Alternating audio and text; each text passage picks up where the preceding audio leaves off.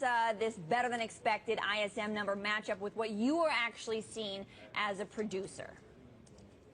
Well, this matches exactly what we're seeing. We're growing our factory floor 53% and bringing in 7 times more power right now because we're very bullish and very optimistic about the future. What's happening right now is the American manufacturing renaissance is real. And we're poised for great growth. Things are coming together. I'm very optimistic about the future. What makes you so optimistic, Drew? Well, there's a lot of good things going in the right way for American manufacturing. For one thing, energy prices.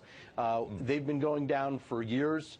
We have this wonderful opportunity with fracking that's going to keep the prices down in America. That makes American manufacturers much more competitive against other countries. Drew? There are several things. I'm sorry, go ahead. Oh, no, I didn't mean to interrupt. Keep going, please.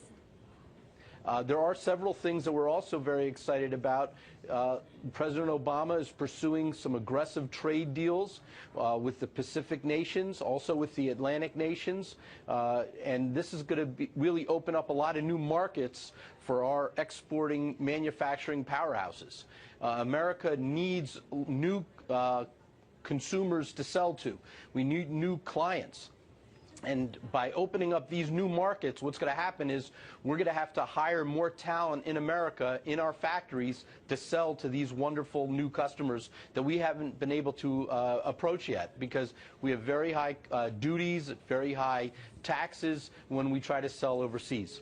All right, Drew, a bunch of things we want to talk to there, everything from the trade deal to U.S. GDP. But since you did just mention the trade deal, what do you say to critics who say that, no, in fact, this is going to cost American manufacturers their jobs?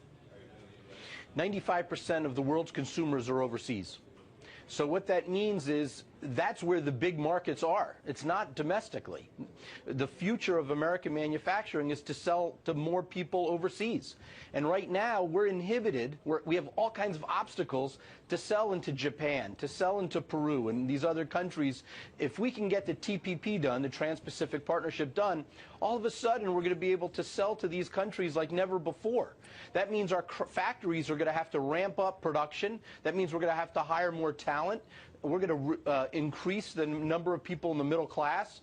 And these are great jobs. The average American manufacturer pays $77,000 a year for their employees. So these are the kind of jobs that we need, and this is going to happen. So what we need is for Washington to come together, President Obama to lead on this, and Washington to sign off on these trade deals. Drew, what percentage of your revenue is international, comes from outside the United States? 25%. 25% of our sales. And we sell all over Europe, Mexico, Canada. Those are our biggest markets. But we also sell to China. And you're not feeling the impact of the strong dollar? Oh, it's been tough. The last couple months have been very tough.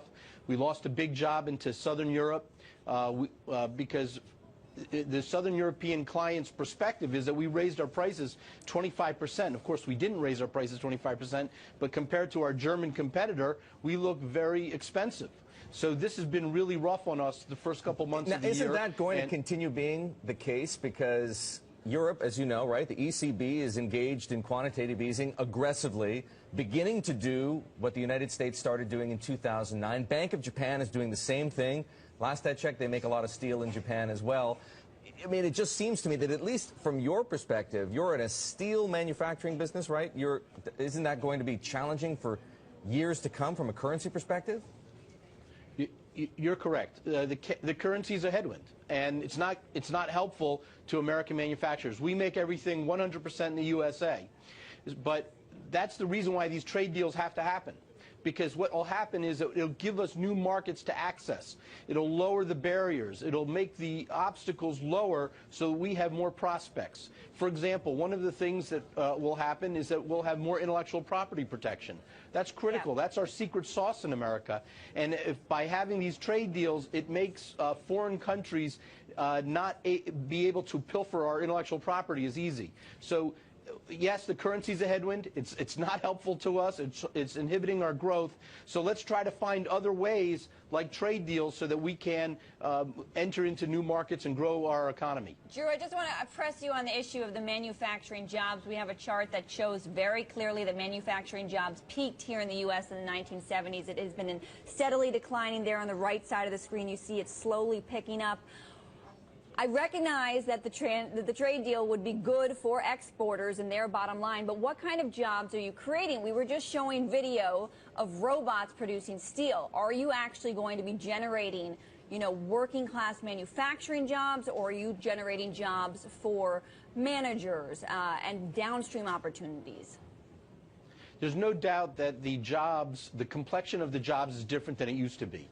When I first bought Marlin, everybody would hand bend. We had 8 employees that would hand bend wire all day long. Now we have a series of employees that are getting paid 4 or 5 times what we when I started the company, when I first bought the company, who are now running fancy machines, $250,000 machines, and they're 10, 15, 20 times more productive than they ever were. They're also doing more interesting things. They're using their brains. They're not using their brawn. They're also much safer. We've gone 2,300 days without a safety incident. That's a stunning number. Well, why did that happen? That's because our employees are not doing scary things anymore. They're doing very healthy things outside the cages. So this is so the jobs are changing in manufacturing. They're not dirty. They're clean jobs. They're brain jobs. And this is a new paradigm that has to pierce conventional wisdom. By the way, Drew, when you have really productive employees, you can pay them better and give them health insurance. Drew, we thank you very much for spending time with us this morning. Drew Greenblatt is president and owner of Marlin Steel.